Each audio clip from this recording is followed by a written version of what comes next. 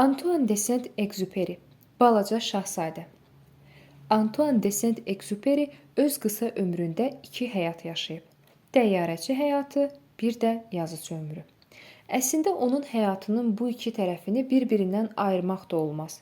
Çünki yazıcı Exupéry'nin azsaylı əsərləri təyyarəçi pilot Exupéry'nin təcrübəsi, dünya görüşü, hiss və həyəcanı hesabına yaranıb. Yazıcının şah əsəri sayılan Balaca Şahzadə povesti o ədəbiyyat örnəklərindəndir ki, həm uşaqlar, həm də böyüklər tərəfindən maraqla oxunur. 1944-cü ildə son kəşfiyyat uçuşundan qayıtmayan Exupéry böyük səhrada qeyb olan Balaca Şahzadə kimi öz planetinə çəkildisə də, qoyub getdiyi planetdə silinməz izi qaldı. Leon Vertə. Bu kitabı yaşlı adama həsr elədiyim üçün uşaqlardan məni bağışlamalarını xahiş edirəm. Haqq qazanmaq üçün deməliyəm ki, bu yaşlı adam mənim ən yaxşı dostumdur. Bundan əlavə, o dünyada hər şeyi başa düşür, hətta uşaq kitablarını da. Bir də o Fransada yaşayır. Orada isə bu saat aclıqdır, soyuqdur. Onun təsəlliyə çox ehtiyacı var. Əgər bunların hamısı mənə bəraət qazandırmırsa, onda bu kitabı həmin uşağa həsr eləyirəm ki, o indi mənim yaşlı dostumdur. Axı bütün yaşlılar əvvəlcə uşaq olublar, amma bunu xatırlayan çox azdır. Deməli, ithafımı düzəldirəm. Uşaq vaxtlarındakı Leon Vertə. 6 yaşım olanda balta dəyməmiş meşədən danışan Gerçək əhvalatlar adlı bir kitabda əcaib şəkil gördüm. Bu şəkildə nəhəng bir əfi ilan yırtıcı heyvanı udurdu. Şəkil belə çəkilmişdi. Kitabda yazılmışdı. Əfi ovunu çeynəmədən bütöv udur. Bundan sonra tərpənə bilmir. 6 ay yediyi həzm olana qədər yatır. Mən macəra dolu cəngəlli həyatı barədə uzun-uzadı düşünüb, rəngli karandaşla özümün ilk şəklimi çəkdim. Bu mənim bir nömrəli şəklim idi. Mən belə bir şey çəkmişdim. Mən əsərimi böyüklərə göstərib vahiməli olub-olmadığını soruşdum. Şlyapa niyə vahiməli olur ki? Deyə etiraz etdilər. Lakin bu şlyapa deyildi. Fil udmuş əfi ilan idi. Onda mən yaşlılara aydın olsun deyə əfi ilanın iç tərəfini də çəkdim. Axı böyüklərə gərək həmişə hər şeyi izah eləyəsən. Bu da mənim 2 nömrəli şəklim. Yaşlılar mənə məsləhət gördülər ki, daha ilanı nə içindən, nə də çölündən çəkim. Bunun əvəzinə coğrafiya, tarix, hesab və yazı qaydaları ilə maraqlanım. Bax beləcə, hələ 6 yaşımda ikən mən gözəl rəssamlıq sənətindən əl çəkdim. 1 və 2 nömrəli şəkillərlə uğursuzluğa düçar olub özümə inamımı itirdim. Yaşlılar özləri heç vaxt bir şey başa düşmürlər. Uşaqları isə elə hər şeyi onlara başa salmaq yorur. Beləliklə, mən başqa peşə seçməli oldum. Təyyarəçilik öyrəndim. Az qala bütün dünyanı dolanmışam. Coğrafiya doğrudan da mənim çox karıma gəldi. Mən Çini Arizonadan bir baxışla ayırırdım. Gecə yolu azanda coğrafiyanı bilməyin xeyri çoxdur. Mən öz həyatımda hər cür ciddi adamları çox görmüşəm. Yaşlılar arasında uzun müddət yaşamışam. Onları lap yaxından görmüşəm. Düzünü desəm, elə buna görə də onlar haqqında yaxşı fikirdə deyiləm. Mən başqalarına nisbətən ağıllı, qanacaqlı görünən bir yaşlıya rast gələndə bir nömrəli şəklimi mən onu saxlamışdım. Həmişə yanımda gəzdirirdim. Bir nömrəli şəklimi ona göstərirdim. Mən bu adamın həqiqətən bir şey anlayıb anlamadığını bilmək istəyirdim. Amma hamısı belə cavab verirdi. Bu şlyapadır. Mən də daha onlarla nə əfilər, nə cəngəlliklər, nə də ulduzlar haqqında danışırdım.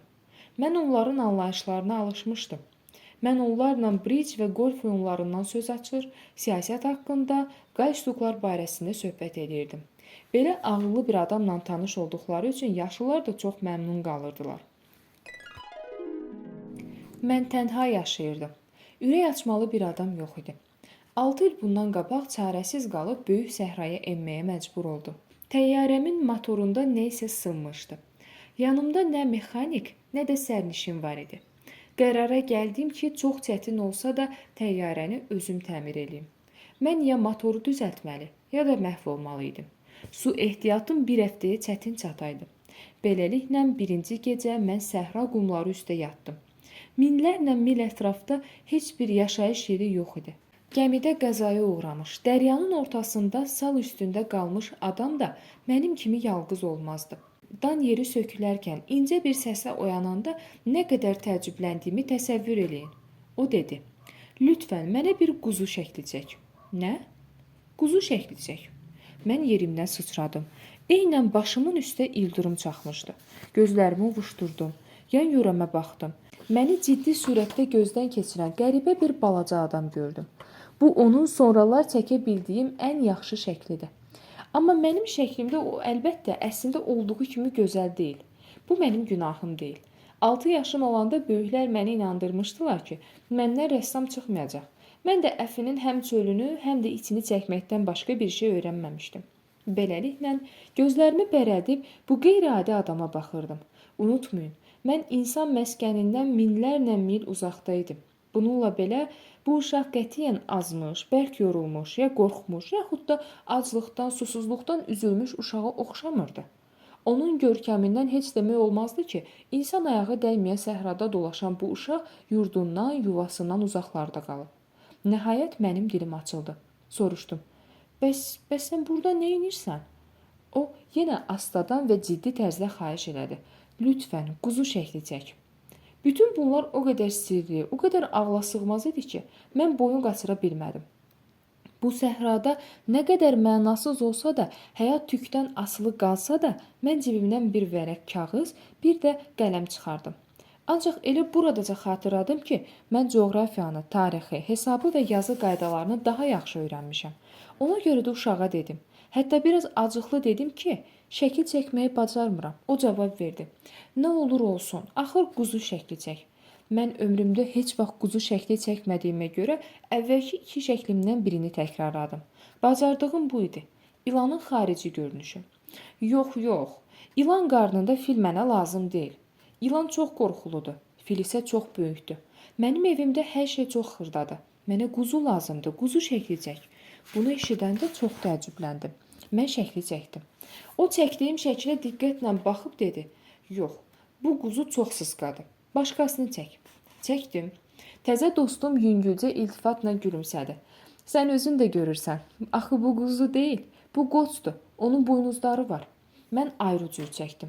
Amma o bunu da qəbul eləmədi. Bu çox qocadır. Mənə elə quzu lazımdır ki, çox yaşasın. Burada səbir kasam daşdı. Axı mən motoru tez söküb düzəltməli idim. Ona görə də bunu cızmaqara eləyib uşağa dedim: "Bu da yeşik. Sən istədiyin quzu onun içindədir." Mənim tələbkar hakimimin eyni açılanda heyrətə gəldim. Bu yaxşı oldu. Sən necə bilirsən, bu quzuya çoxmu ot lazımdır? Necə məgər? Axı mənim evimdə hər şey çox azdır. Ona yetər. Mən sənə lap balaca quzu verirəm. O başını əyib şəkli gözdən keçirə-keçirə dedi: "Çox da balaca deyil. Bir bax, o yuxuya getdi." Balaca şahzadə ilə mən belə tanış oldum. Onun hardan gəldiyini mən gec öyrəndim. Balaca şahzadə sualları dolu kimi yağdırır, amma mən bir şey soruşanda özünü eşitməzliyə vururdu. Yavaş-yavaş ötəri deyilmiş sözlərdən hər şey mənə aydınlaşdı. O, ilk dəfə təyyarəmi görəndə təyyarənin şəklini çəkməyəcəm, onsuz da çəkə bilmirəm, soruşdu. Bu nə olan şeydir? Şey deyil, bu təyyarədir. Mənim təyyarəm, o uça bilir. Mən öyünə-öyünə izah elədim ki, uçmağı bacarıram. Bunu eşidəndə o dedi: "Necə? Sən göydən düşmüsən?" "Bəli," təvazökarlıqla cavab verdim. "Maraqlıdır." Balaca şahzadə elə qəhqəhə çəkdi ki, acığım tutdu. Xoşlayıram ki, mənim fəlakətimə ciddi yanaşsınlar. Sonra o əlavə elədi: "Deməli, sən də göydən gəlmisən? Bəs hansı planetdən?" Onun buraya, səhraya belə qayıbanə gəlişi indi aydın oldu, deyə düşündüm və açıqca soruşdum: "Sən bura ayrı planetdən düşmüsən?" Amma o cavab vermədi. Təyyarəyə baxa-baxa başını buladı. "Bunda sən uzaqdan uçub gələ bilməzdin." Sonra nə barədə isə uzun müddət düşündü və mənim quzumu cibindən çıxarıb bu sərvətin tamaşasına daldı. Ayrı planetlər barəsində bu yarımçıq etirafın məni necə maraqlandırdığını təsəvvür edə bilməzsiniz. Mən daha çox bilməyə can atdım. "Balaca, sən hardan gəlmisən? Sənin evin hardadır? Sən mənim quzumu hara aparmaq istəyirsən?" O, xəyal içində bir müddət susub, sonra dedi: "Mənə yeşik verməkdə çox yaxşı iş gördü. Quzu gecələr orada yatacaq. Əlbəttə, əgər sən ağıllı olsan, mən sənə ip verərəm. Gündüzlər onu bağlayarsan, çomaq da verərəm. Balaca şahzadə qaşqabağını tökdü. Bağlamaq? O nə üçün? Sən onu bağlamasan, baş götürüb gedər, azar. Bu zaman dostum yenə qəhqəhə çəkib güldü. O hara gedə bilər ki? Getməyə az yer var, yolu qatıb qabağına hara gəldi gedər. Onda balaca şahzadə çox ciddi şəkildə dedi. Burası qorxulu deyil. Mənim yerim çox balacadır. Sonra məyus-məyus əlavə etdi. Əgər düz getsə, çox uzağa gedə bilməz. Beləliklə, mən daha bir mühüm şeyi öyrəndim. Onun doğma planeti vur-tut bir ev böyüklüyündədir. Həm də bu məni bir elə heyrətləndirmədi. Mən bilirdim ki, Yer, Yupiter, Mars, Venera kimi böyük planetlərdən savayı yüzlərlə başqaları da var. Bunların içində elə xırdaları var ki, onları teleskopla da seçmək olmur. Astronom belə kiçik planetləri kəşf edəndə ona ad deyil, adicə nömrə verir. Məsələn, 3251-ci asteroid. Balaca şahzadənin V612 asteroidi planetindən gəldiyini ehtimal etməyə xeyli əsasım vardı. Bu asteroidi yalnız bir dəfə 1909-cu ildə türk astronomu teleskopdan görmüşdü. Astronom o zaman öz gözəl kəşfi haqqında Beynəlxalq Astronomiya Konqresində məlumat vermiş, ancaq heç kəs ona inanmamışdı. Özü də ona görə ki, əynində türk libası vardı. Bu yaşlı cəmaət belədir. V612 asteroidinin bəxtindən Türkiyə sultanı öz təbəələrini ölüm cəzası ilə qorxudaraq onlara Avropa paltarı geymək əmri verdi. Astronom öz kəşfi haqqında 1920-ci ildə yenidən məlumat verdi. Bu dəfə o son moda ilə geyinmişdi. Ona görə də hamı onunla razılaşdı. Mən ancaq yaşlılara görə V612 asteroidi haqqında belə müfəssəl danışdım. Hətta onun nömrəsini də bildirdim. Yaşlılar rəqəmi çox sevirlər axı. Onlara mənim təzə bir dostum barəsində danışanda heç vaxt əsas məsələ haqqında bir şey soruşmazlar. Heç vaxt deməzlər onun səsi necədir, o hansı oyunları xoşlayır, o kəpənək tuturmu? Soruşarlar ki, neçə yaşı var, çəkisi nə qədərdir, atası nə qədər qazanır. Bundan sonra elə bilərlər ki, adamı tanıdılar. Yaşlılara deyəndə ki, mən səhrayı kərpizdən tikilmiş gözəl bir ev gördüm. Pəncərələrində ətirşah, damında göyərçin vardı. Onlar heç vəclə bu evi təsəvvürlərinə gətirə bilmirlər. Onlara demək lazımdır. Mən 100.000 franka başa gəlmiş bir ev gördüm. Bu zaman onlar heyrətlə çığırırlar. Nə qiyamət evdir. Əgər onlara desən ki, balaca şahzadənin varlığını sübut edən dəlillər bunlardır, o çox-çox qəşəng idi, o gülürdü, istəyirdi quzusu olsun. Kim quzu istəyirsə deməli o sözsüz yaşayır. Əgər belə desən, yenə onlar çiyinlərini atıb sənə fərasətsiz uşağa baxdıqları kimi baxacaqlar. Əgər onlara o V612 asteroid planetindən gəlmişdi desən, bu onları inandırar. Sənin də yaxan sual-cavabdan qurtarar. Bu yaşlılar belə adamlardılar. Onlardan inciməyə dəyməz. Uşaqlar böyüklərə güzəştə getməlidirlər. Ancaq biz həyatın nə olduğunu başa düşən adamlar əlbəttə nömrələrə də, rəqəmlərə də gülürük. Mən bu povesti həvəslə, sehirli nağıl kimi başlardım. Mən belə başlamaq istərdim. Biri var idi, biri yox idi. Balaca bir şahzadə vardı. O özündən bir balaca iri olan planetdə yaşayırdı. Dosta çox ehtiyac duyurdu. Həyatın nə olduğunu başa düşənlər dərhal görərdilər ki, bunların hamısı həqiqətdir. Mən qətiyyən istəmirəm ki, kitabımı sadəcə əyləncə xatirinə oxusunlar. Mən öz balaca dostumu xatırlayanda ürəyim yaman sıxılır. Onun haqqında danışanda da çətinlik çəkirəm. Onun öz quzusu ilə birlikdə məni tərk elədiyi vaxtdan 6 il keçib. Mən onu unutmamaq üçün haqqında danışmağa çalışıram. Dostları unutmaq çox pis əməldir. Hər adamın dostu olmur.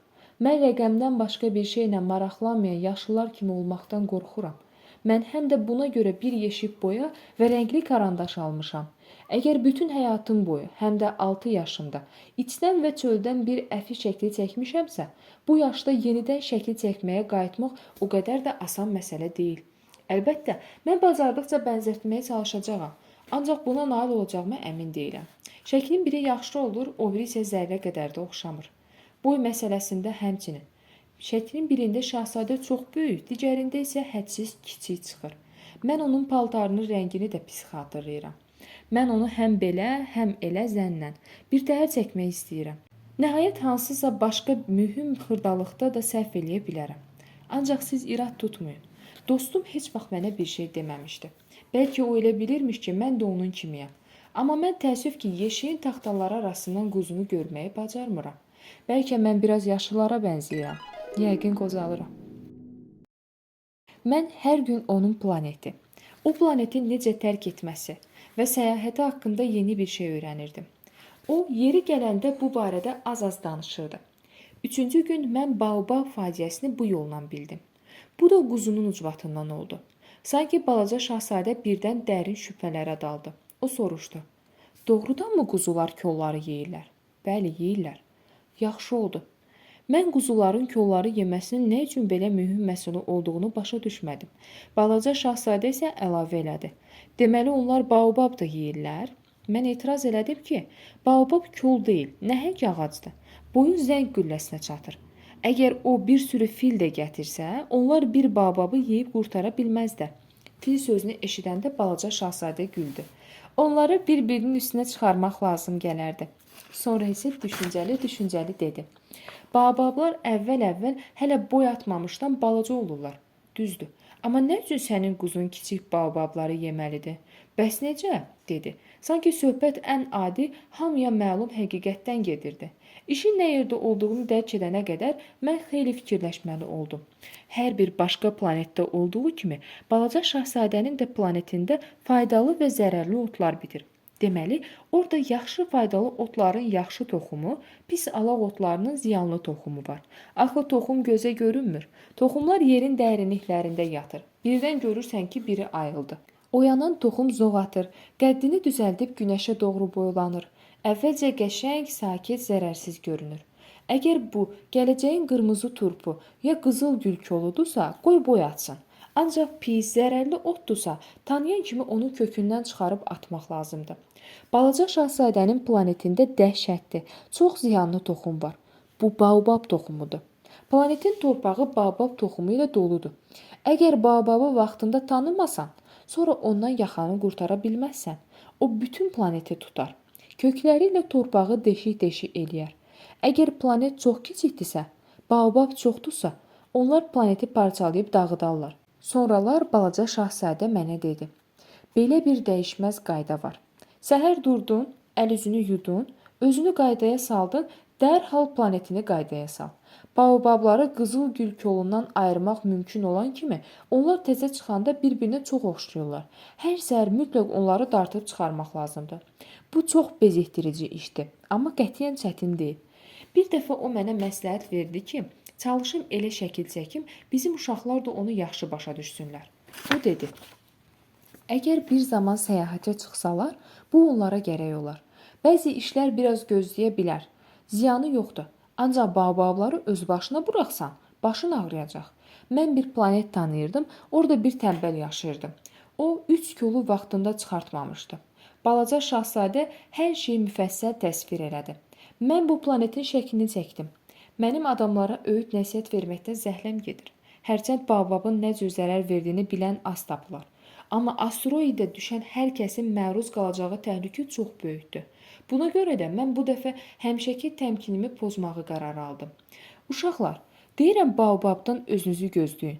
Mən öz dostlarımı çoxdan onları izləyən təhlükə haqqında xəbərdarlıq etmək istəyirəm. Onlar bunu əvvəllər mən ağlıma gətirmədiyim kimi, ağıllarına belə gətirmirlər. Bax, elə bunun üçün mən bu şəklin üstündə bu qədər zəhmət çəkmişəm. Sərf elədiyim əməyə də heyfim gəlmir. Ola bilər siz soruşasınız, nə üçün bu kitabda baobab qədər təsirli başqa bir şəkil yoxdur? Cavab sadədir. Mən çalışmışam, amma bir şey çıxmayıb. Baobabları çəkəndə isə məni bunun çox vacib və təxirə salınmaz olması fikri ilhamlandırıb. Ey, balaca şahzadə, mən sənin həyatının necə hüzünlü, necə yeknəsək olduğunu da yavaş-yavaş anladım. Uzun müddət sənin təkcə bir əyləncən olub, qüruba tamaşa eləmisən. Mən bunu 4-cü günü səhəri öyrəndim. Özü də sənin, mən qürubu çox sevirəm. Gedək günün batmasına baxaq deməyindən bildim. Gözləmək lazım gələcək. Nəyi gözləmək? Günəşin batmasını. Əvvəlcə sən çox heyrət elədin. Sonra isə özün gülüb dedin. Mənə hələ də elə gəlir ki, öz evimdəyəm. Əslində də belə idi. Hamı bilir ki, Amerikada günorta olanda Fransada günəş qüruba gedir. Əgər bu zaman bir anlığa Fransaya düşsən, günəşin qürubuna tamaşa edə bilərsən. Bədbəxtlikdən Fransa çox-çox uzaqdır. Sənin balaca planetində isə stulu bir neçə addım qabağa çəkmək kifayətdir. Sən dönə-dönə qürub səmasına baxarsan. Tək ki, keyfin istəsin. Bir dəfə mən günəşin batmasını bir gün ərzində 43 dəfə gördüm. Biraz fasilədən sonra sən əlavə etdin. Bilirsən, ürəyin çox dolanda günəşin batmasına tamaşa eləmək yaxşı olur. Deməli 43 qürub gördüyün gün halın çox pərişan idi. Balaca şahzadə cavab vermədi. 5-ci gün yenə quzunun sayəsində mən balaca şahzadənin sirrini öyrəndim. O, gözlənilmədən müqəddiməsiz zadsız, sanki uzun müddət dinməzcə fikirləşəndən sonra bu nəticəyə gəlibmiş kimi soruşdu. Əgər quzu kolu yeyirsə, gülü də yeyər? Qabağına keçən hər şeyi yeyər. Tikanlı gülləri də? Bəli, tikanlı gülləri də. Bəs onda tikan nəyə lazımmış? Mən bunu bilmirdim. Başım bərk qarışıq idi. Motorda boltun biri hərlənmirdi. Onu açmağa çalışırdım. Mən özümdə deyildim. Getdikcə vəziyyətim ağırlaşırdı. Su demək olar qalmamışdı. Yavaş-yavaş qorxuya düşürdüm ki, çarəsizlikdən yerə enməyimin axırı pis qurtaracaq. Tikan nəyə lazımdır? Balaca şahzadə bir şey soruşanda cavab almamış əl çəkməzdi. İpə sapa yatmayan bu dil bilməz bolt tamam qanımı qaraltmışdı. Mən ağlıma gələni dedim. Tikan heç nəyə lazım deyil. Güllər tikanı sadəcə acıqlarından çıxarır. Belədir. Sükut çöktü. Sonra acılı təhər dedi. Mən sənə inanmıram. Güllər zəifdir, sadə qəlblidir. Onlar özlərini cəsur göstərmək istəyirlər. Düşünürlər ki, tikanları olsa hamı onlardan qorxar. Mən cavab vermədim. Bu an özümə deyirdim. Əgər bu bolt indi də hərlənməsə çəkiclə elə çırpacağam ki, tikə-tikə olsun. Balaca şahzadə yenidən fikrimi yayındırdı. Sən düşünürsən ki, çiçəklər... Yox canım, mən heç nə düşünmürəm. Mən ağlıma gələn ilk cavabı verdim. Sən görürsən ki, mən ciddi bir işlə məşğulam. O heyrətlə mənə baxdı. Ciddi işlə? O məndən gözünü çəkmirdi. Sürtkü yağına bulaşmışdım. Əlimdə çəkic ona bu qədər eybəcər görünən anlaşılmaz bir şeyə tərəf əyilmişdim. Sən yaşlılar kimi danışırsan, dedi. Mən xəcalət çəkdim. O isə amansızcasına əlavə etdi. Sən hər şeyi qarışdırırsan, heç nə başını düşmürsən. Bəli, o yaman hirslənmişdi. Başını buladı. Külək qızılı saçlarını dağıtdı. Mən bir planet tanıyıram. Orada qırmızı sifət bir cənab yaşayır. O ömründə bir dəfə də olsun gül iyləməyib. Bir dəfə də olsun ulduzlara baxmayıb. O heç vaxt kimsəni sevməyib.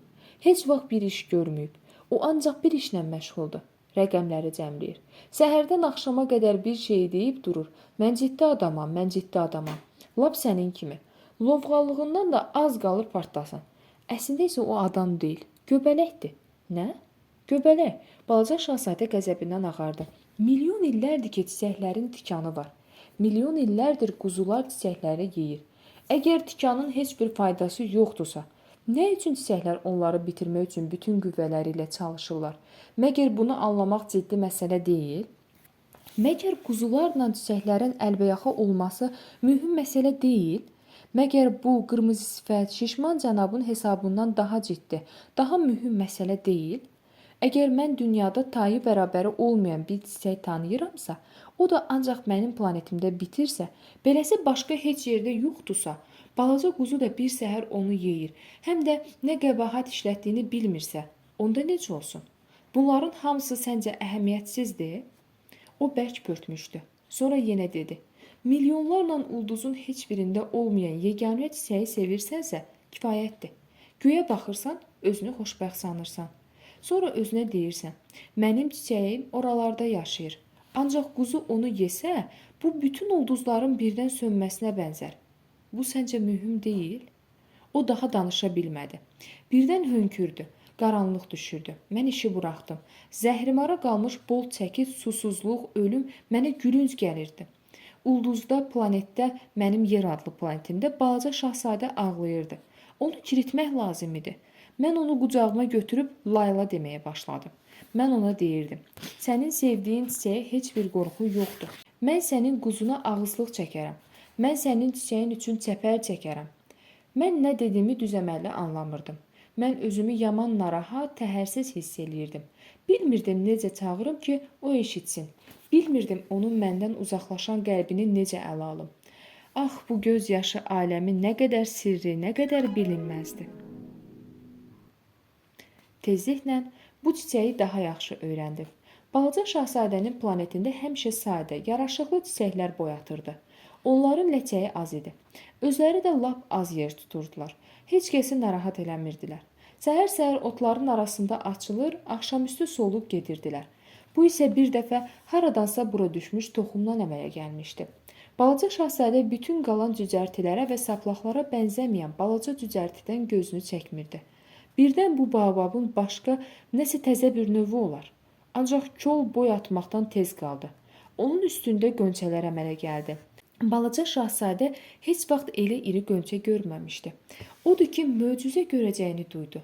Hələ özünün yaşıl otağının divarları arasında gizlənmiş naməlum qonaq isə bir ucdan hazırlaşır, özünə yaraşıq verirdi. O, diqqətlə, qayğı ilə rəng seçirdi. Gül yarpaqlarını bir-birinin ardınca ölçüb-biçib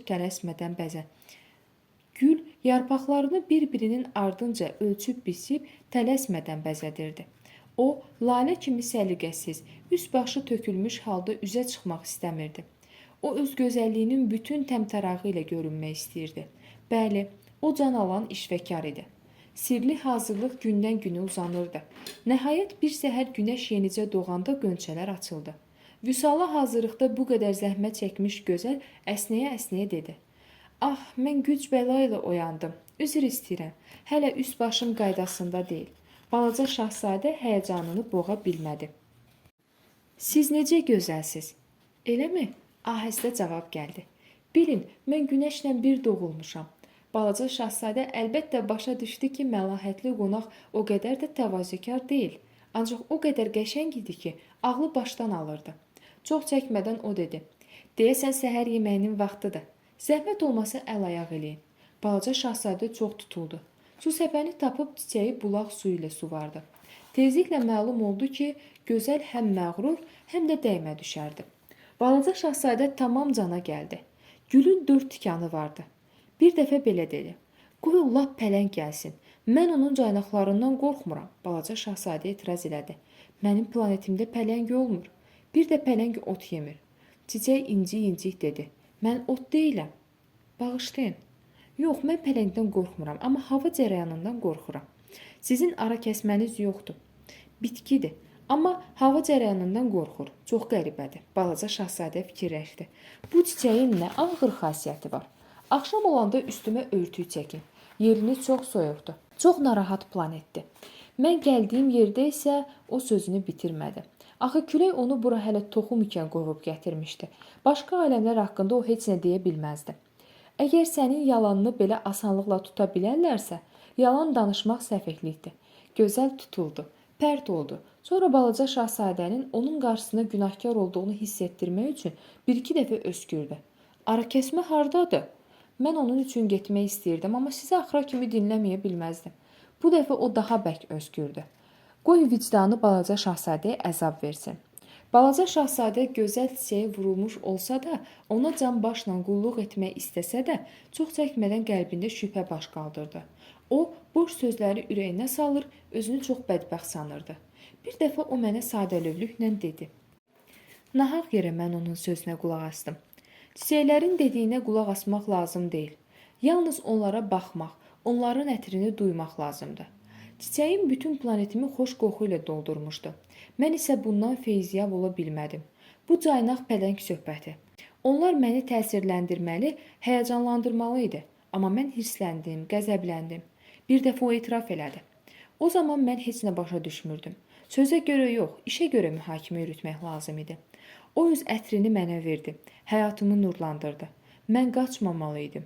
Bu əhəmiyyətsiz fəndlərin, hilələrin arxasındakı dostluğu, munisliyi görməli idim.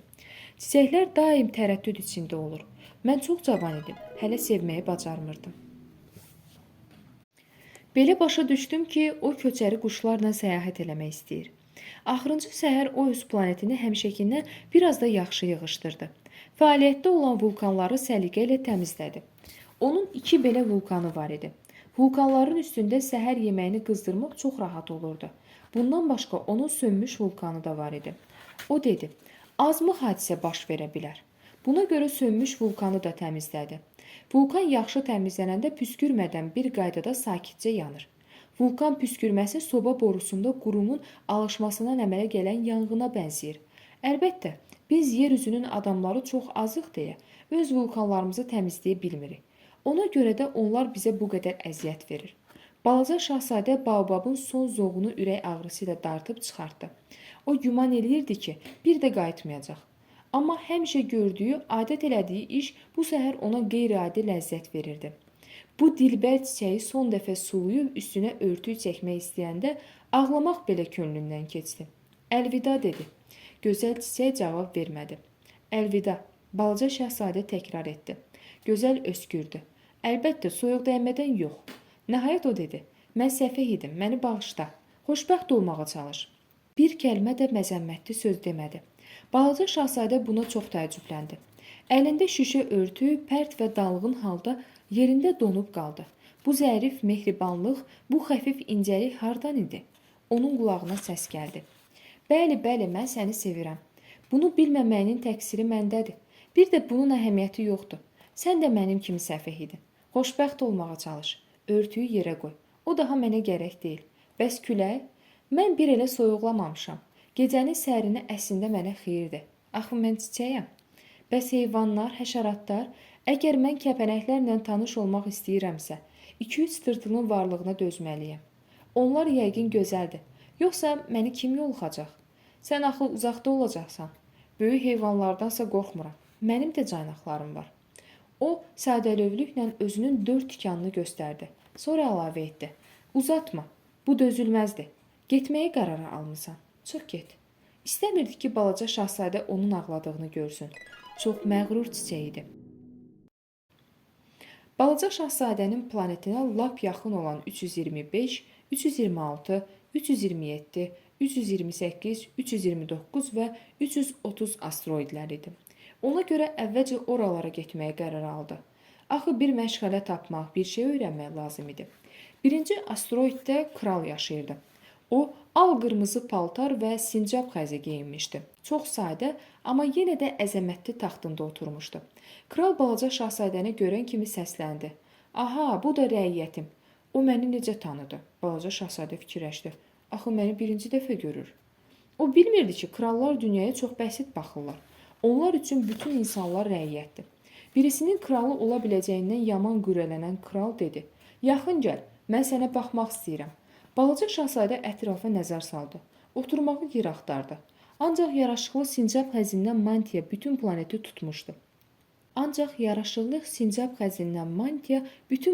tutmuşdu. Ayaq üstə durmalı oldu. Amma elə yorulmuşdu ki, birdən əsnədi. Kral dedi, qayda qanun hökmdarın yanında əsnəməyə icazə vermir. Mən sənə əsnəməyə qadağan edirəm. Balaca şahzadə çox dilxor halda cavab verdi. Qəfildən oldu, mən uzun müddət yolda olduğumdan heç yatmamışam. Kral dedi, onda mən sənə əsnəməyə əmr edirəm. İllər boyu əsnəyən görməmişəm. Bu hətta mənim üçün də maraqlıdır. Hə, əsnə, mənim əmrim belədir. Mən çəkinirəm, daha əsnəyə bilmirəm. Balaca şahzadə qıpqırmızı qızardı. Onda mən sənə əmr edirəm. Gah əsnə, gah... Kral dolaşdı. Hətta deyəsən biraz hirsləndi də. Axı kral üçün ən ümdə məsələ ona danışıqsız itaət idi. Dikbaşlığa dözə bilməzdi. O, mütləq monarx olsa da çox rəhimli idi. Buna görə də ancaq ağıllı əmrlər verərdi. Kral deyirdi, əgər öz generalıma qağayı cildinə girməyə əmr eləsəm, general da mənim əmrimi yerinə yetirməsə, bu onun yox, mənim günahım olacaq. Balaca şahzadə ürkək-ürkək soruşdu. Otura bilərəmmi? Hökm edirəm, otur, deyən kral sincab xəzindən olan mantiyasının bir ətəyini əzəmətlə yığışdırdı. Balaca şahzadə çaşıb qalmışdı. Planet çox kiçik idi. Bu kral nəyi idarə edirdi? Balaca şahzadə dedi. Əla həzrət, icazənizlə sizdən bir söz soruşa bilərəmmi? Kral tələsik dedi. Hökm edirəm, soruş. Əla həzrət, siz nəyi idarə edirsiniz?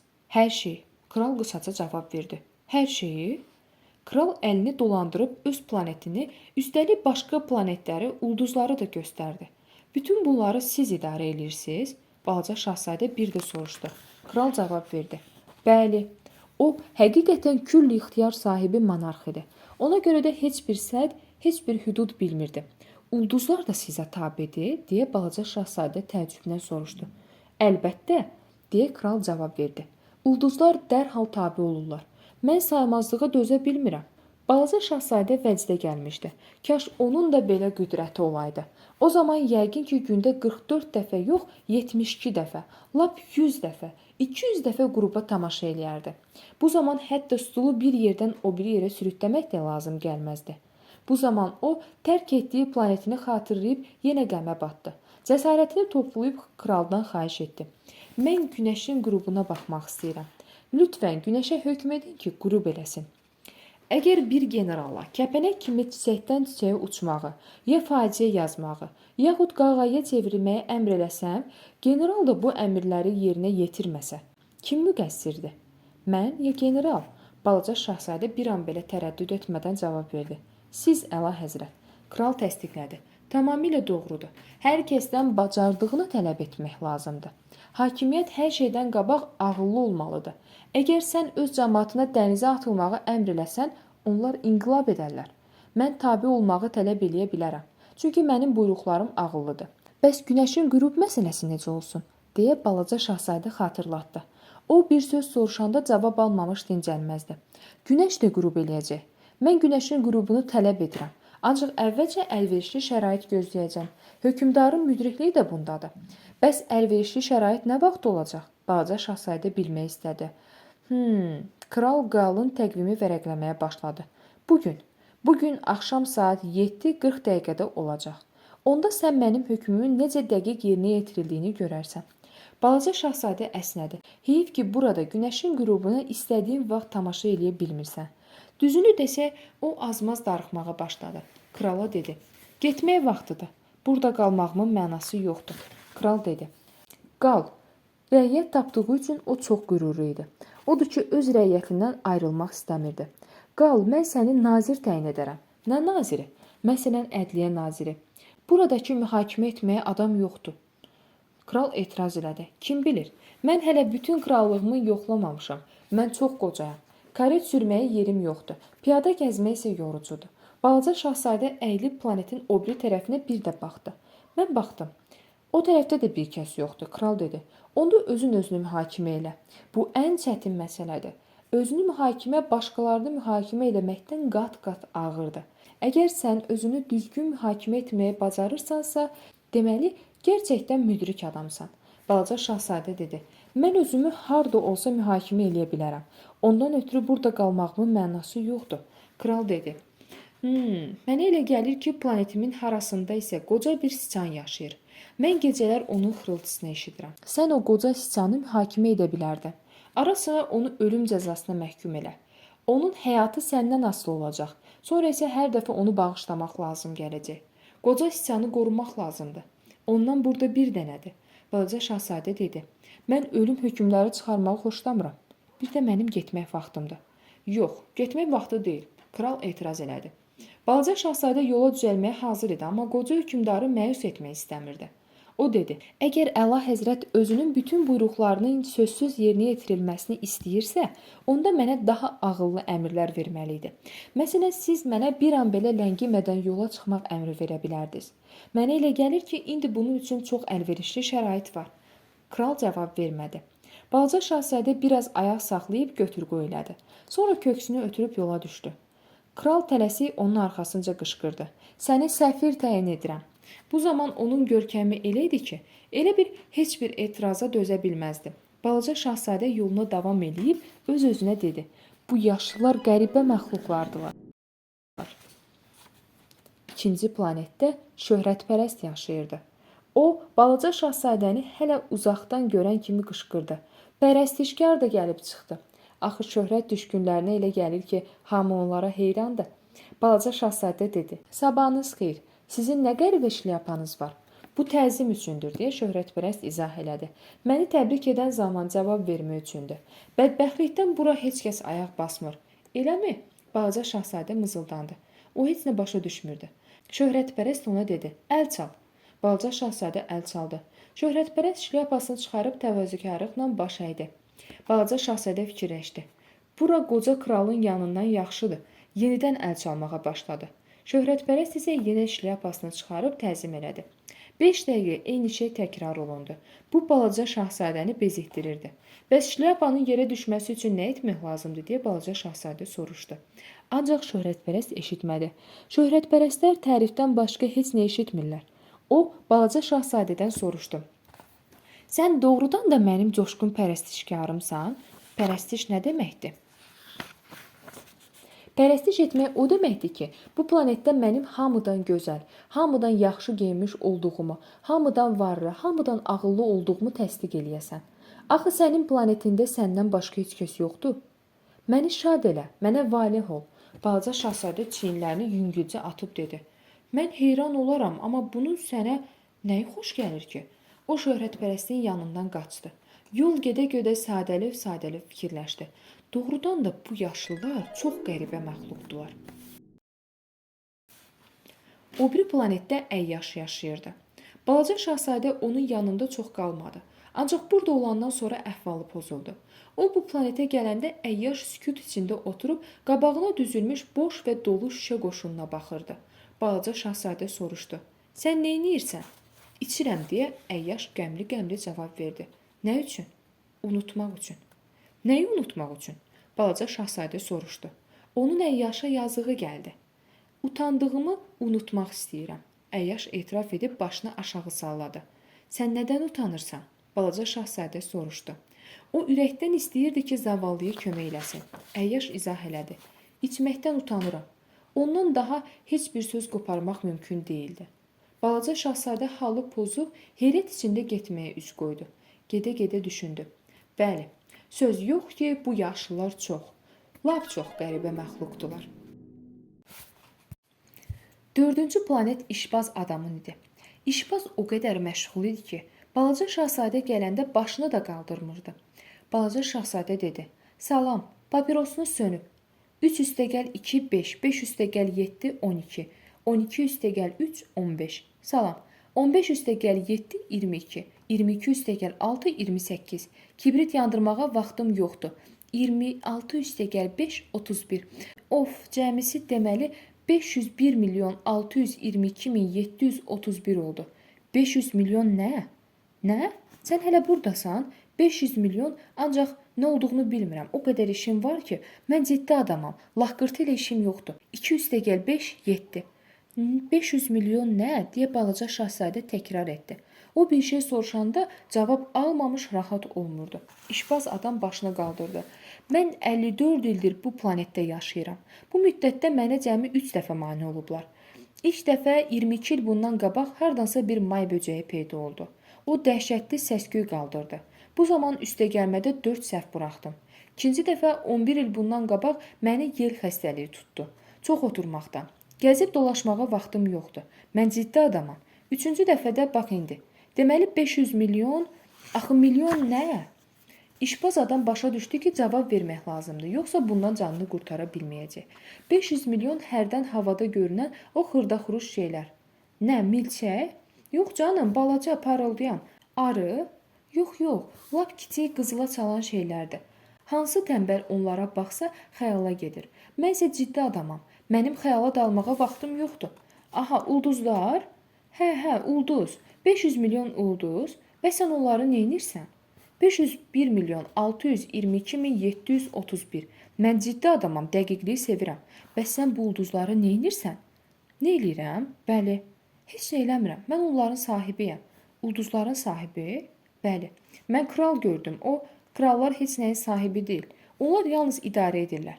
Bu tamam başqa işdir. Bəs ulduzlara yiyələnmək sənin nəyinə gərək? Varlı olmaq istəyirəm. Nə üçün varlı olursan? Əgər bir başqası yeni ulduzlar kəşf eləsə, onları almaq üçün. Bu elə həmin əyyaş kimi mühakimə yürüdür, deyə balaca şahzadə düşündü. Sonra sorğu-suala davam elədi. Ulduzlara necə yiyələnmək olar? Ulduzlar kimindir, deyə işbaz narazılıqla soruşdu. Bilmirəm, heç kimin. Deməli mənimdir. Çünki ulduzlara yiyə çıxmaq ilk dəfə mənim ağlıma gəlib. Bircə bu bəs eləyirmi? Əlbəttə, əgər sən yiyəsiz almaz tapmısansa, deməli o sənindir. Sahibsiz ada tapsan, o da sənindir. Bir ideya hamıdan əvvəl sənin ağlına gəlsə, ona görə patent alırsan. O ideya sənindir. Mən ulduzların yiyəsiyəm, çünki mənə qədər heç kəs onlara yiyə durmaq haqqında düşünməyib. Balaca şahzadə dedi. Bax bu doğrudur. Bəs sən onları neynirsən? İşbaz cavab verdi. Ulduzlar mənim sərəncamımdadır. Onları sayıram, qayıdıb bir də sayıram. Bu çox çətindir, ancaq mən ciddi adamam. Hər halda bu izah balaca şahzadəyə yetmirdi. O dedi, əgər mənim ipək dəsmalım varsa, boynuma dolayıb özümlə gəzdirə bilərəm. Çiçəyim varsa dərib apara bilərəm. Ax, sən ulduzları özünlə apara bilməzsən. Düzdür, mən onları banka qoya bilərəm. Bu necə olur? Bax belə, nə qədər ulduzum olduğunu kağıza yazıram. Sonra bu kağızı yeşiyə qoyub ağzını bərk-bərk bağlaram. Vəssalam. Bu bəs eləyir. Gülməlidir deyə balaca şahzadə düşündü. Hətta şairanədir, amma bir elə ciddi deyil. Nəyin ciddi, nəyin qeyri-ciddi olduğunu bu balaca şahzadə öz bildiyi kimi başa düşürdü. Onun anlayışı qətiyyən yaşlıların anlayışlarına oxşamırdı. O dedi, mənim çiçəyim var. Hər səhər onu suvarıram. Mənim 3 vulkanım var. Hər həftə onları təmizləyirəm. Hər üçünü təmizləyirəm. Hətta sönmüşü də. Kim bilir, hər şey ola bilər. Mənim onların yiyəsi olmağımın çiçəyimə də, vulkanıma da xeyri var. Amma səndən ulduzlara bir fayda gəlməz. İşbaz adam ağzını açmaq istədisə də cavab üçün söz tapmadı. Balaca şahzadə yola düzəldi. Yol gedə-gedə saf ürəklə düşünürdü. Yox, yaşlılar gerçəkdən də qəribə məxluqdular. 5-ci planet çox maraqlı idi. Bura planetlərin hamısından kiçik idi. Bu planetə cəmi cümlətani bir fənər, bir də fənərçi yerləşmişdi. Balaca şahzadə heç cür başa düşə bilmirdi ki, bu kiçik, göydə itib batan evi, adamı olmayan planetdə fənərçi nəyə gərəkdir? Yenə də fikrə getdi. Bəlkə bu adam da mənasızdır. Lakin o kral, şöhrətpərəst, işbaz və ya əyyaş qədər mənasız deyil.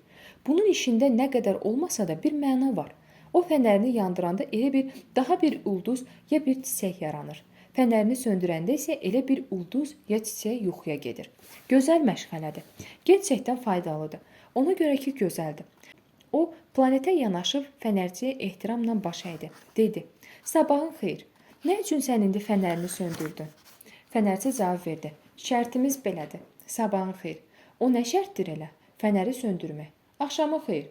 Yenidən fənəri yandırdı. Bəs niyə təzədən yandırdın? Şərtimiz belədir, deyə fənərçi təkrar etdi. Başa düşmürəm, deyə balaca şahzadə çaşbaş qaldığını gizlətmədi. Fənərçi dedi, başa düşüləsi bir şey də yoxdur. Şərt şərtdir. Sabahın xeyir. Fənərçi söndürdü. Sonra qırmızı damadama dəsmalla alnının tərini silib dedi. Peşəm çox ağırdı. Bir zaman bunun mənası var idi. Mən səhərlər fənəri söndürür, axşamlar yenidən yandırırdım. Mənim sərəncamımda dincəlmək üçün gün, yatmaq üçün gecə qalırdı. Bəs sonra şərt dəyişildi? Fənərçi dedi, şərt dəyişilmədi. Elə bədbəxtlik də bundadır. Mənim planetim ildən ilə daha sürətlə hərlənir. Şərt isə əvvəlki kimi qalır. Balaca şahzadə soruşdu. İndi bəs necə olur? Gördüyün kimi, planet bir dəqiqədə tam dövr eləyir. Ona görə bir saniyə də boş vaxtım qalmır. Hər dəqiqə fənəri söndürüb yenidən yandırıram. Maraqlıdır. Deməli, sənin günün cəmi bir dəqiqə olur. Balaca şahzadə fənərçiyə baxdıqca bu sözünə sadiq adam onun biraz da xoşuna gəlirdi. Bir zaman günəşin batmasına təkrar-təkrar tamaşa etmək üçün stulu bir yerdən götürüb o biri yerə qoyduğunu xatırladı. Dostuna kömək eləmək istədi. O fənərçiyə dedi, qulaq as, mən bir yol bilirəm. İstədiyin vaxt dincələ bilərsən. Fənərçi dedi, mən həmişə dincəlmək istəyirəm. Axı sözünə sadiq qala-qala tənbəllik də eləmək olar. Şahzadə davam etdi. Sənin planetin o qədər kiçikdir ki, 3 addıma dolana bilərsən. Ona görə də elə yeriməlisən ki, həmişə gün düşən yerdə qalasan. Sən dincəlmək istəyəndə durmadan yeri. O zaman gündüz istədiyin qədər uzanacaq. Fənərçi dedi, bunun mənə faydası azdır. Mən dünyada hər şeydən çox yatmağı xoşlayıram. Balaca şahzadə onun halına yandı. Onda sənin işin şuluqdur. Fənərçi razılaşdı. Mənim işim pisdir. Günün xeyir. Fənəri söndürdü. Balaca şahzadə yoluna düzəlib öz-özünə dedi. Hamının, kralın da, şöhrətpərəstin də, əyyaşın da, işbazın da nifrət edə biləcəyi adam bax budur. Bununla belə onların içində gülünc olmayan yeganə adam da budur. Bəlkə də ona görə ki, o təkcə özü haqqında düşünmür. Balaca şahzadə köksünü ötürdü. Bax, mən belə adamla dost ola bilərdim. Amma onun planeti çox kiçikdir. Orada 2 adama yer çatmaz. Bu gözəl planetdən ayrılmağına ən çox bir səbəbdən heyfsləndiyini boynuna almağa cəsarəti çatmırdı. Burada 24 saat ərzində qüruba 1440 dəfə tamaşa eləmək olardı. 6-cı planet qabaqkindan 10 dəfə böyük idi. Bu planetdə qoca bir kişi yaşayırdı. O, qalın kitab yazırdı. Balaca şahzadəni görən kimi qışqırdı. Baxın, səyyah gəldi. Balaca şahzadə nəfəsini dərmək üçün stula oturdu. O, çox gəzib dolaşmışdı. Qoca ondan soruşdu. Haradan belə? Balaca şahzadə dedi. Bu qalın kitab nədir? Siz burada nə edirsiniz? Mən coğrafiyaşünasam deyə qoca cavab verdi. Bəs coğrafiyaşünas nə olan şeydir?